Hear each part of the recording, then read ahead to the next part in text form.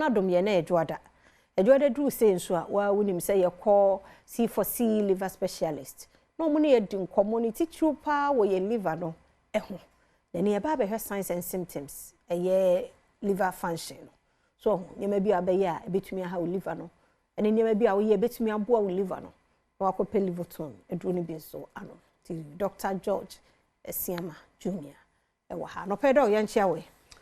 ebi aboko de Adom papa anope wo se ye hwe liver functions. Yes, signs and symptoms, you know. Yes, yes. Stefia, congratulations. In order. Yeah, the Intiama will be our young man. Stefia, no cranny, Brabono, dear, Sani Abribia Cano,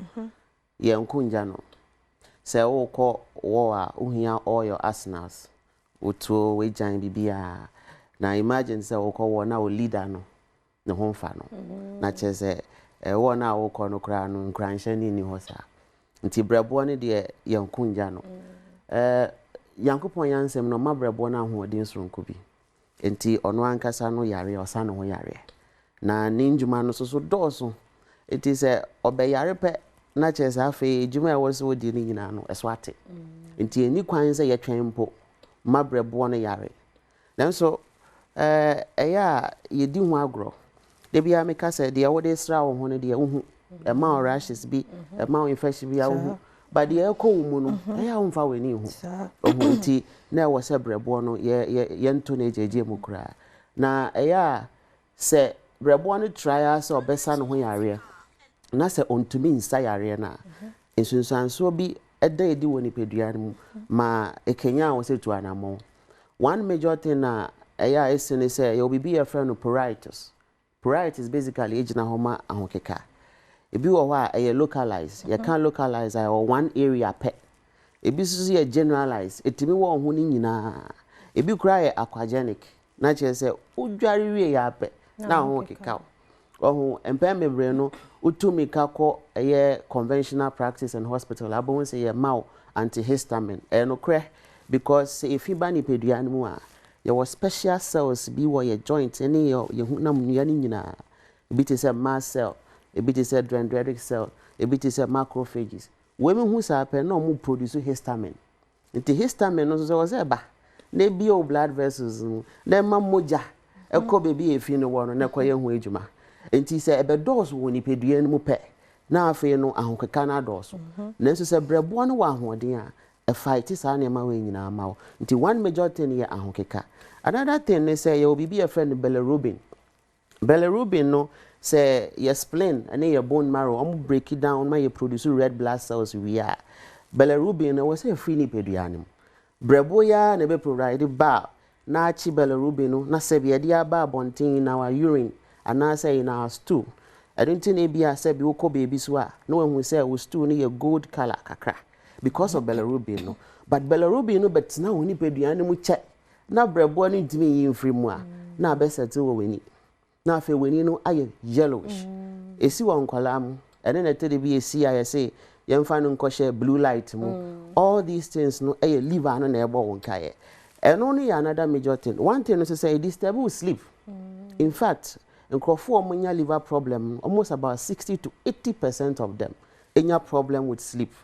na che so no ntimi na the tiene say liver no e metabolize hormone bi aye friend melatonin no aye sleep hormone ene na eboa wo ma otumi da it is a liver na ho ode no kofo mu a obon se na ho ayede severe cases bi wo hokra otumi nya edema and say ascites ye kan edema na che say ni pedua no ye was 60% of water insuo de gina ye mu no eni kwan se broso ekobroso a insuo otumi gina wo mu e de o haoba liver no produce protein e albumin no na e the pressure be a friend oncotic pressure e balance protein no say ne be ya insuo no ndoso but liver ni nya problem a insuo we nyina timitina oni pedua no mu na afi onan hoho no omia na etom say fia erewo sam say obi wo hokra ne de no say omia ntom nti enye problem but eno kra na ye dangerous no because insuo any proteins e na aka aboma e betimi e ma omoja na ye thick na a preventing moja e kwa adwen ni mu na afi wenya brain problem nti brebo ne de onni hu agro another major thing cry say be a problem no cause na wonye ho hwe a utimi nya be a friend of testicular atrophy gina ho ma sa de shrink oh it is a hormones to say androgen hormone testosterone hormone ye mbema ye produce ye ni animal ba produce estrogen hormone it is a hormones ni nya balance ye brebo ni na yesa ohun nioma ma wo ye bema no esote ohun nioma ye ma wo ye oba no so esote ti brebo ni de ye nku na ejeje mu kra. Another important thing I was say ye hu ni say obrebo no to chima empem bebre no etimi kra cell muscles you be a friend of myopathy, hepatic myopathy. Brebo no etimi cell muscles no because we are malnourished. Protein na was a brebo no produce ontimi produce na ama abrebia no muscles no ayemre o muscles no aye weak. We nyina no be build up abra obrebo no abo wonka ya ma onye ho hwe no. Serious important things we was here noticing say we be a friend of fetal hepatocus patch of a channel. The air can nan say enka boni bitimi ba wenum. Enka boni no ye because e fia ba woni peduanim. Brebo no ye zoom lion. Sisi azum lion ne yare. Enti e fia wo mpotem ni nyina no aboa no. E de mo afoforo, e de dem afoforo nyina ba woni peduanim. Ti e ba side enka e ba wenum. Enka no nya the normal one e bia ka so origam ana obrasha na ekọ. In fact, in Kano craft me develop to the sense I was sweat no. It me wom. Johnson said you be Johnson. A bit to me wom. Na fe o social life a swat untimi me nipa. In Kano is so bad that if you remember who say a combination of garlic and a rotten egg. It imagine rotten egg and a garlic. Nature say one can say confidence level. A conform. It's the other and I was a train. Na brebo no e this process nyina na afi ontimi ndi ne djuma bio ye obi be a friend galacomesia chese bema wenya breast ni nyina ye because hormonal imbalance and brebo no na we say yes sir enti ade na wo twen na obrebo no atochima ansa na wa start ano no mundro afufa ndro ara wo se meza wo no madro no kura brebo na na be sa agi edro no aye won ejima na brebo yi eyare na chese ontimi ndi djuma ne ye ma anything na ye bo hu de rose baby a wo bia no ma obrebo no hia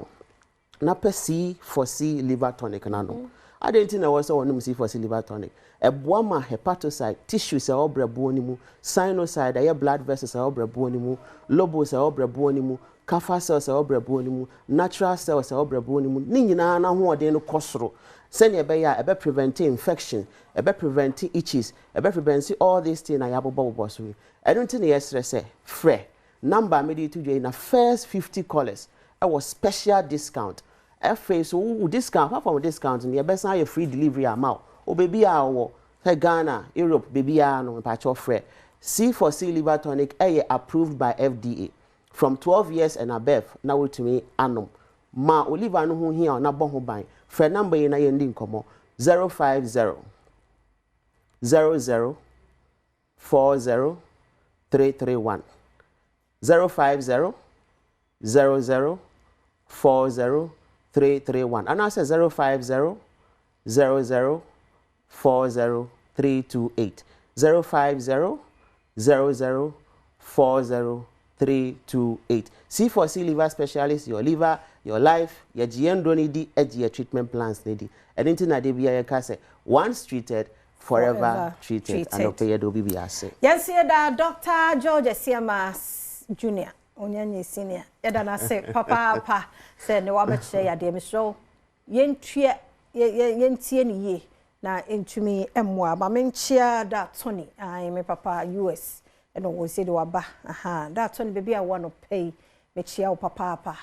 mfa do mu ni agro e wa de nam a me de ahia ni ti papa nya me hira wo pa onye wo kese miemia ponumu emfa emmao